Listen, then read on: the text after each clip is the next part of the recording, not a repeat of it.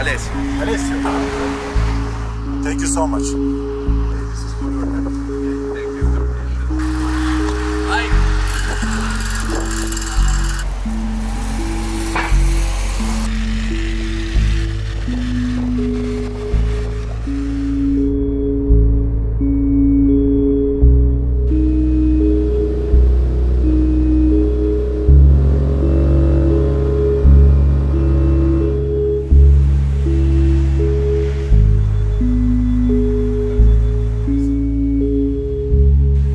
Tekrar yoldayım işte. Yaklaşık 1600 kilometrelik bir macera beni bekliyor. Bu sefer hedefim Karadeniz bölgesi. İstanbul'dan Çamlıhemşin'e uzanan bir yolun başlangıcındayım. Yolculuğun ilk günü. Yolculuğa, hele de uzun bir yolculuğa çıkmak tarifi zor hisleri de beraberinde getiriyor. Güneşi arkama alıp doğuya, Amasya'ya sürüyorum.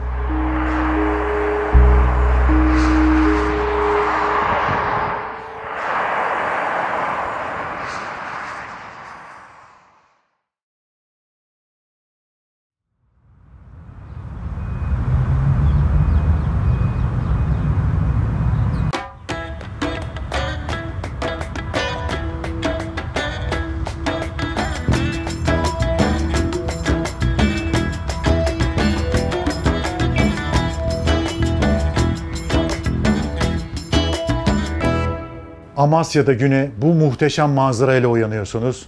Şimdi sabah erken gidelim, Amasya'nın o meşhur çöreği varmış. Gidip onu bulalım ve de güne başlayalım.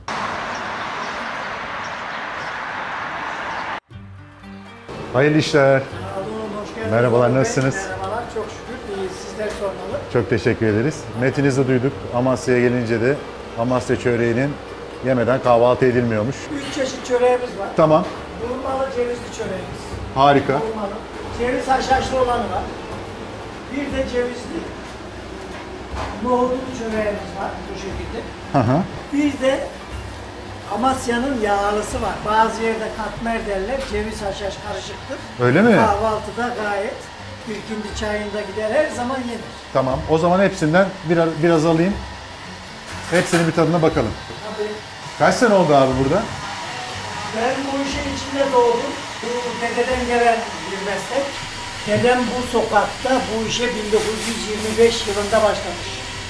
Atalar orada. Harika. Çok teşekkür Afiyet ederim. olsun. Çok sağ olun. Ne demek, yine bekleriz. Teşekkürler.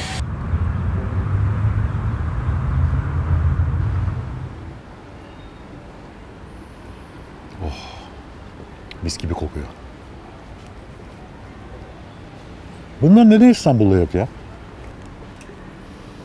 Oh mis.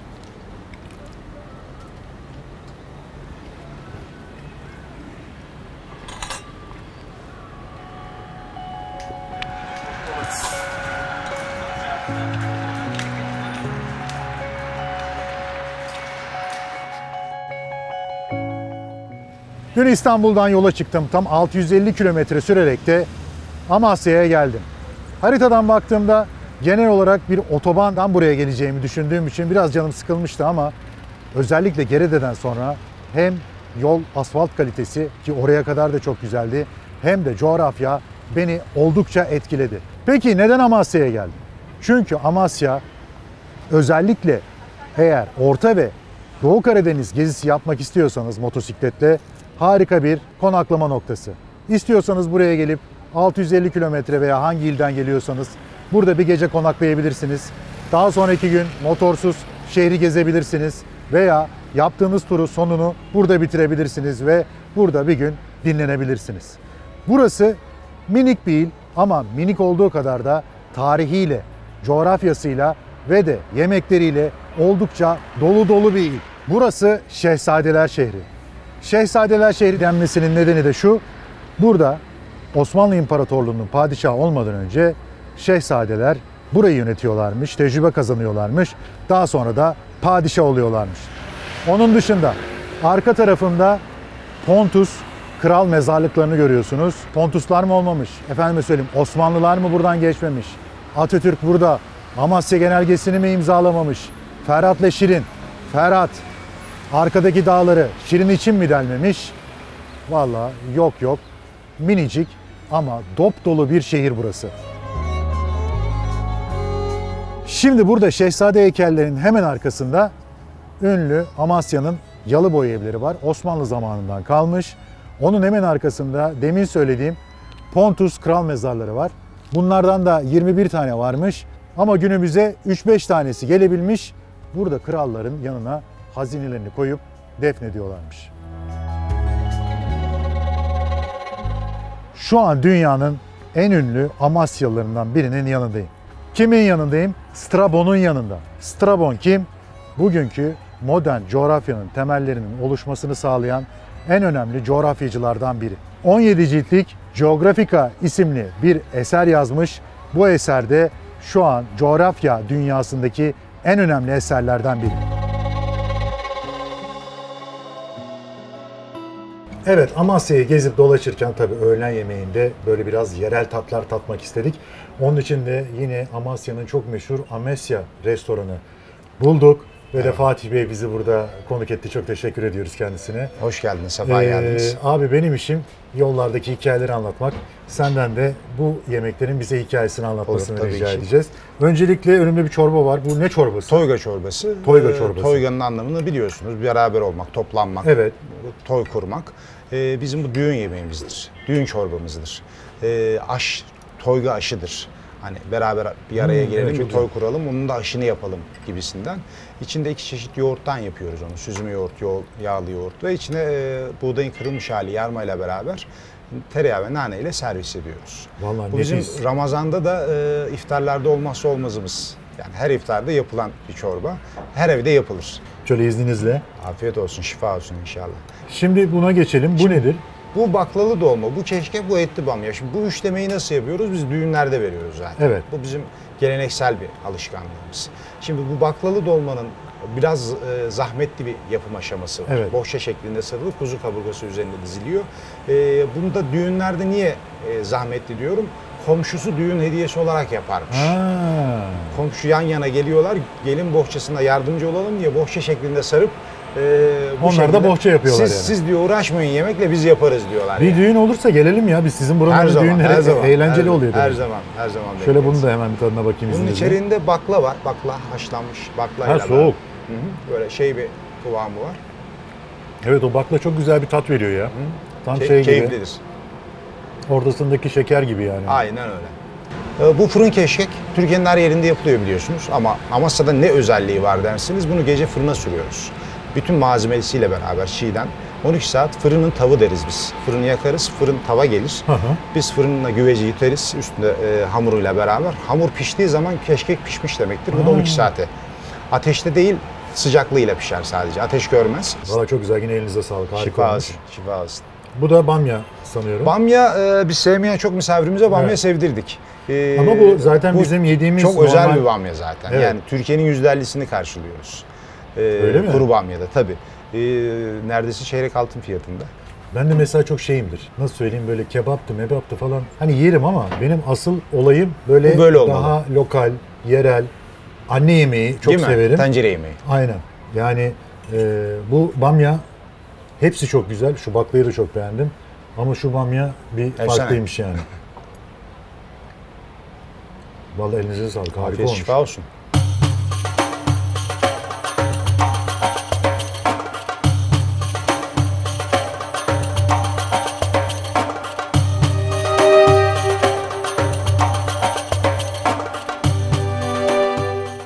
Amasya'da dolaşırken valla her taşın altından başka bir hikaye çıkıyor. Şu an Bimarhane'deyiz. Diğer ismiyle Darüşşifa. Burası İlhanlılar zamanında yapılmış. Fakat Selçuklu motifleri kullanılarak Selçuklu ustaları tarafından yapıldığı söyleniyor. Buranın en büyük özelliklerinden biri buranın bir tıp merkezi olması. Burada hem ameliyatlar yapılıyormuş hem hastalara bakılıyormuş ama en öne çıkan en önemli şeylerden birisi de burada akıl hastalarına şifa veriliyormuş. Şifa vermek için de dışarıda kendi yetiştirdikleri otları mı kullanmıyorlarmış, müzik sesleri mi kullanmıyorlarmış, efendime söyleyeyim su sesi mi kullanmıyorlarmış, kuş sesi mi kullanmıyorlarmış, gül kokusu mu kullanmıyorlarmış, her türlü imkanı burada hastalara şifa vermek için kullanıyorlarmış. O zamanlar tabii bir hayal edin, Avrupa'da veya dünyanın diğer şehirlerinde insanların içine cin girdi, bunun içine şeytan girdi diye insanları yakıyorlarmış. Burada ise insanlara şifa vermek için, insanlara mental sağlıklarına geri kazandırmak için her türlü tedavi yöntemini kullanıyorlarmış. Böyle bakıldığı zaman da aslında Anadolu'nun ve Avrupa'nın ilk akıl hastanesi olduğunu söyleyebiliriz. Türk müziğinin o inanılmaz tınısıyla hastaları burada şifa dağıtıyorlarmış. Burçlara göre makamlar var. Siz de buradan burcunuzu bulun ve şifanızı sağlayın. Mesela ben Kova burcuyum. Kova burcu da tabiatı hava ve neva makamında şifa buluyormuş. Bundan sonra yola gelin, neva makamı ile devam edelim.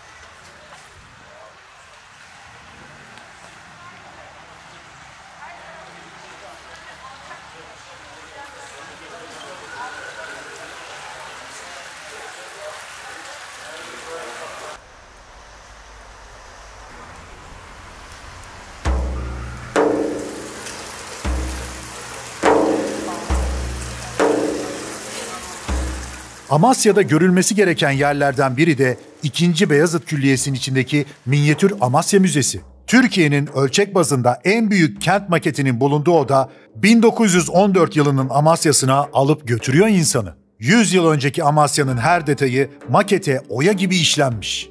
Şehrin ortasından geçen Yeşilırmak, seferini yapan tren, ses ve ışık oyunlarıyla Amasya'nın gecesi gündüzü 1/150 ölçeğinde karşınızda. Çok hoş bir tecrübe. Mutlaka gelin ve de görün.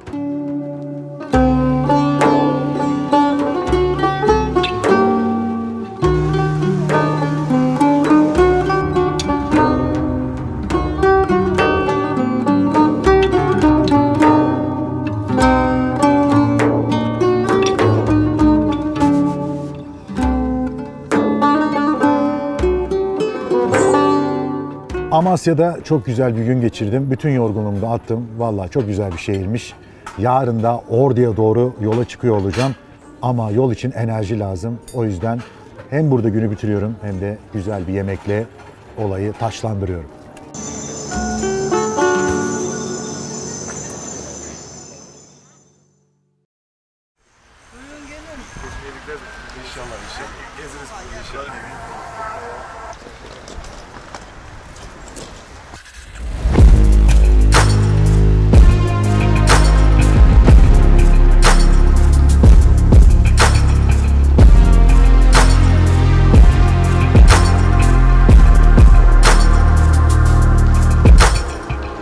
Amasya'ya veda edip sonraki hedefe yani Ordu'ya doğru yola koyuluyorum. Henüz Karadeniz ikliminden söz etmek mümkün değil elbette. Bitki örtüsü de farklı değil. Ağustos ayında olmamıza rağmen hava can sıkacak kadar kavurucu da değil. Ordu'ya ulaşmadan önce 2 durağım var. İlki tarihi Talazan Köprüsü. Sonrasında Niksar'da bir yemek molası. Yollar düzgün, manzara güzel. Yola devam ediyorum.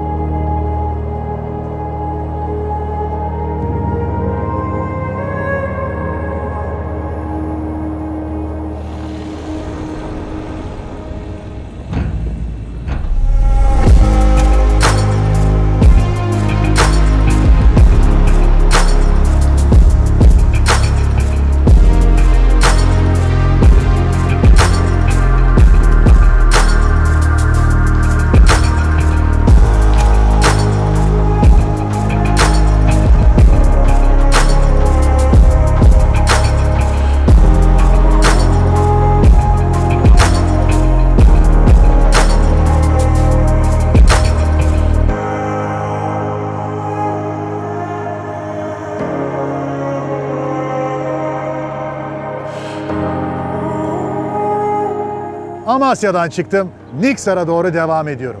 Niksar'a 15 kilometre kala da ara bir yola girdim. Böyle yeni nefis bir asfalt dökmüşler. Oradan ilerlerken Talazan Köprüsü ile karşılaştım. Talazan Köprüsü pek bilinmiyor. Hakkında kitabede olmadığı için ne zaman yapıldığı da bilinmiyor. Tahminen 13. yüzyılda yapıldığını düşünüyorlar. Böyle Kelkit çayın üzerine yapılmış, motorunuzla üzerinden geçerken büyük keyif alabileceğiniz tarihi bir yapı. Şimdi yola devam.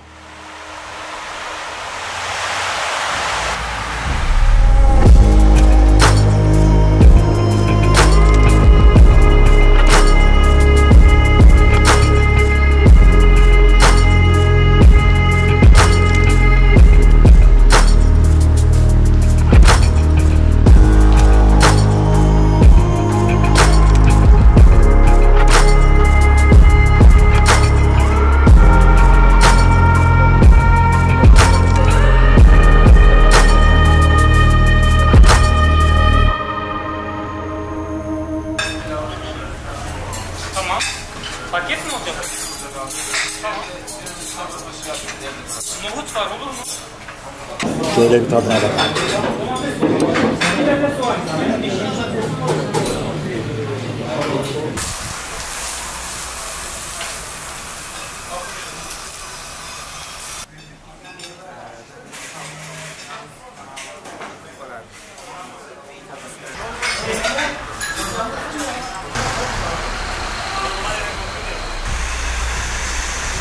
Acayip sıcak, acayip nem var. Sıcak değil de nem var. Yani burada hep var herhalde diye tahmin ediyorum. Bize özel bir şey olduğunu zannetmiyorum.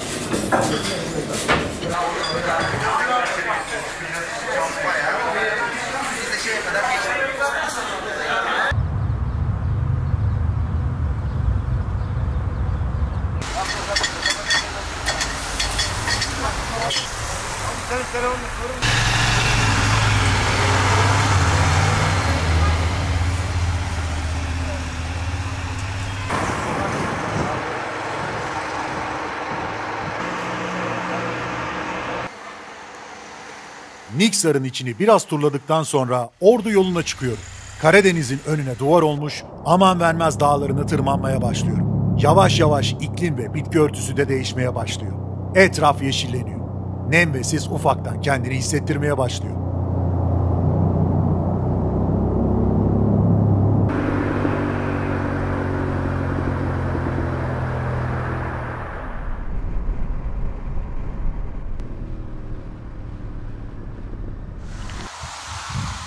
Niksar'dan Ordu'ya doğru yola çıktım. Yukarıya çıktıkça da böyle bir sis bastı, hava soğudu. Niksar 32 dereceydi, yukarıya çıktım 20 dereceye düştü. Dedim şurada bir durayım, bir yağmurluğumu giyeyim, yağmur falan yağar. Aman dedim. Durmuşken de şöyle motorun yanında bir fındık ağacı buldum. Bu da Karadeniz'e yaklaştığımızın bir işareti bence. Yanılmıyorsam ilk defa dalından bir taze fındık koparacağım.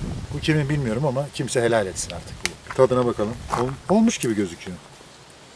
Yani tam olmamış. Bir tadına bakalım ama. Doğada fındık kıramayarak aç kalıp ölen Onur Çakır. Ölüm oluyorum. Şöyle yapalım. Hoppa.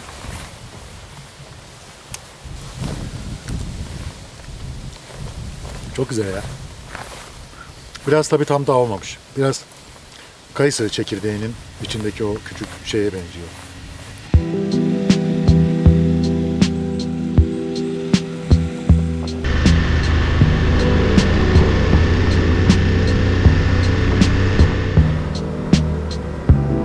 Artık Karadeniz ben buradayım demeye başladı. Hem de beklemediğim kadar gür bir sesle. Sis kimi zaman görüşü 5 metreye kadar düşürmeye başladı. Yolun durumu da pek iç açıcı değil. Belli ki kışın yağan karlardan delik deşik olmuş. Bir sürü derin çukurla bana sürpriz yapma derdinde. Hafif ıslatan yağmur altında önümü görmeden sürüyorum.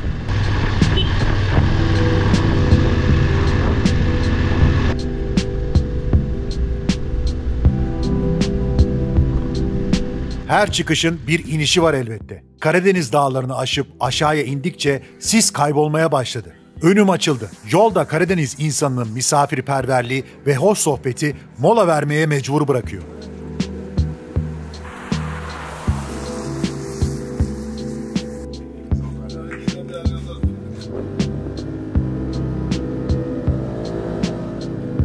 Öperim seni, öperim ben. Seni yerim ben, yerim. Ben seni kopartırım. Ben seni yerim.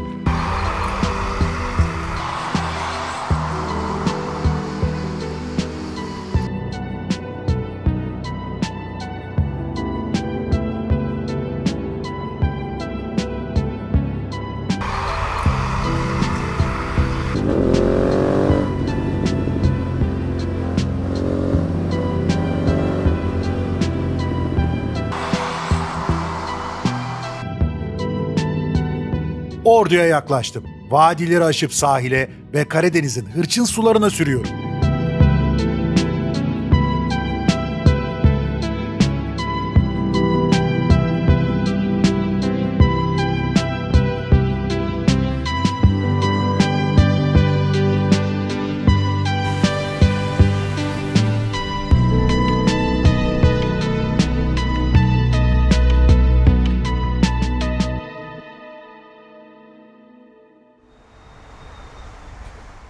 Bugün güne Ordu'da başladım. Biraz kapalı hava var. Karadeniz'in iklimindendir.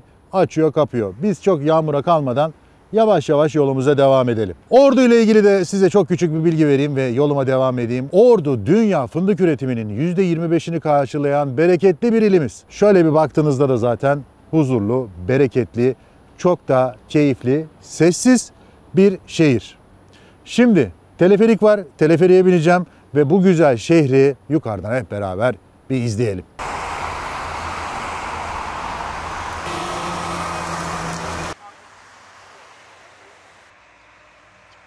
Şimdi içimde olan bir yarayı da paylaşmak istiyorum. Şimdi biz 3 göbek İstanbulluyuz.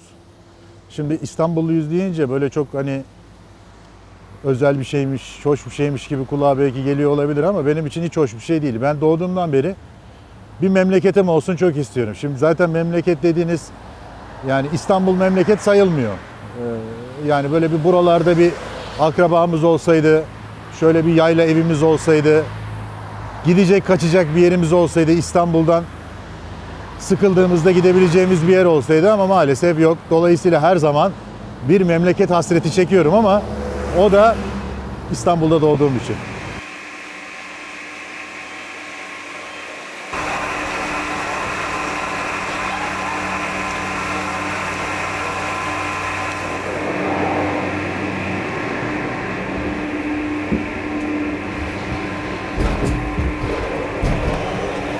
Evet, hayırlısı. Yani tabii buralara gelip teleferiğe binmek gerek. Ama teleferikte biraz tabii şey olabilir. Yani kimileri... Bakalım, hiç teleferiğe binmemiştim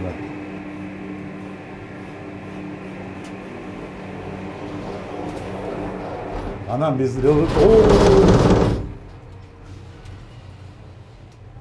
Vay arkadaş.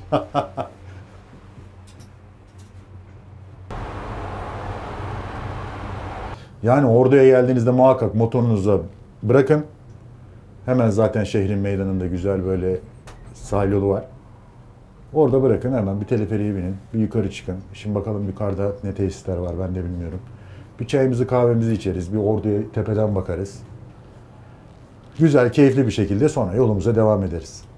Evler falan çok güzel, yeşili meşili falan korumayı başarmışlar burada nispeten.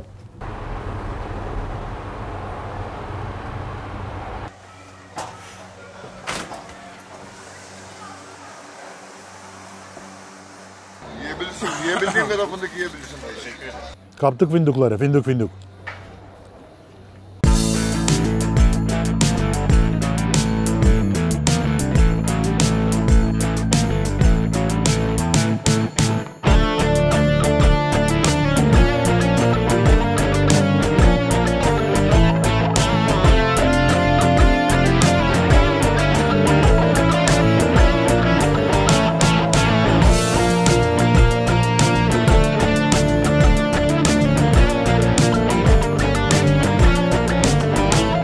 Ordu'yu tepeden izledikten sonra sahil yolunun harika manzarası eşliğinde hedefim Yasonburnu Yarımadası.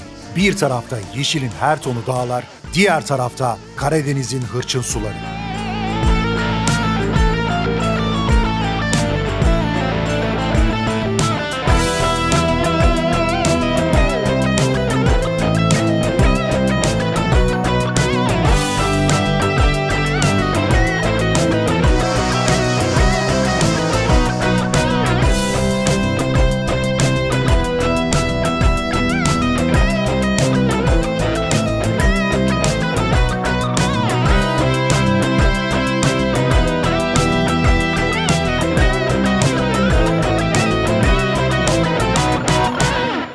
Muhteşem Yason Yarımadası'ndayız. Yason ismi nereden gelmiş? Jason ve Argonotlar efsanesinden.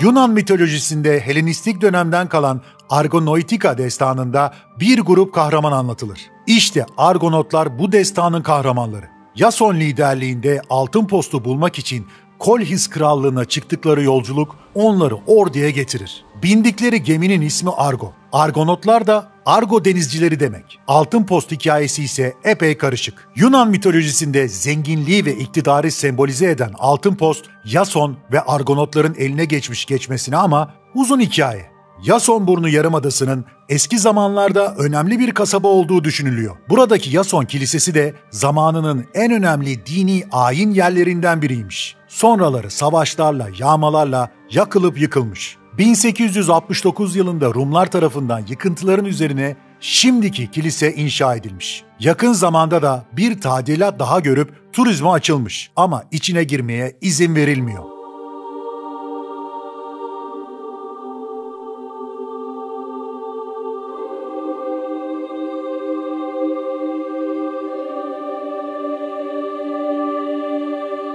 Yasonburnu'nun bir önemli yapısı da Yason Feneri. Gövdesi demirden fenerin ışığı 8 deniz miline kadar görülebiliyormuş. Karadeniz'in hırçın dalgalarının dövdüğü, bol rüzgarlı, şahane manzaralı bir yer burası. Bana bugün yüzünü göstermeyen güneşin doğuşunu ve batışını Yasonburnu'ndan izlemek isterseniz Karadeniz'in kapalı havasının mola vermesini beklemelisiniz.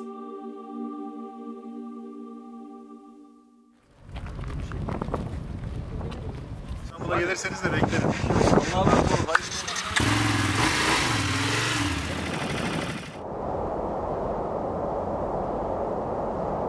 Oh, cırır böcekleri bizi karşılıyor. Karnımız acıktı. Güzel sürüşler yaptık.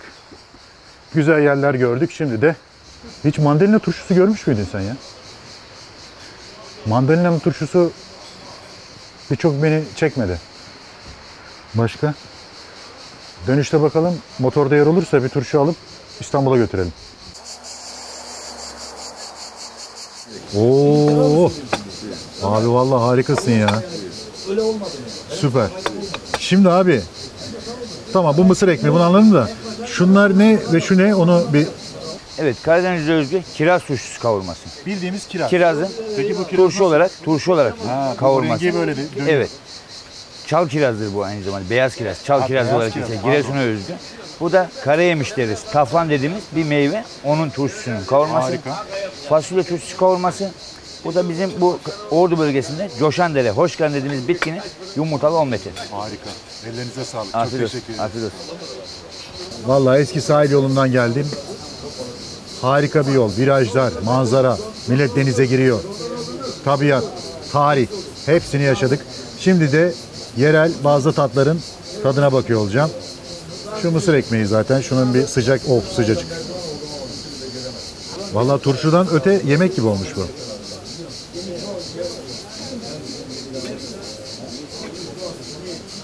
Bayağı güzelmiş ya.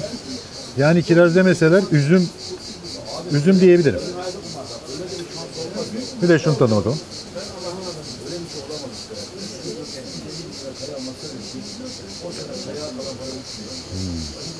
Bu da çok güzelmiş. Buralara gelirseniz burada acayip bir turşu dünyası var. Bir cenneti burası. Vallahi şimdi ben her türlü yumurtayı severim zaten. Ben de evde kendim patatesli böyle içine bir sürü otlar katarak omlet yapmayı çok seviyorum. Ama buranın özel bir otuymuş. Bakalım nasılmış. Tahmin ettiğim gibi çok güzel. Sakarca. Şu bitkinin kökü, şu yaprak kısımları. Bu fındık bahçelerinde yetişen sakarca dediğimiz bitki. Bu da kavurması. Tamam. Aynı zamanda o şekilde yumurtalı omletini yapıyoruz. Vallahi omlet harikaymış. Sakarya'nın da tadına bakalım.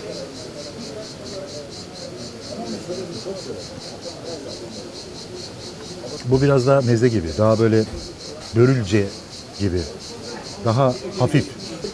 Karadeniz'de aç kalmazsınız yani.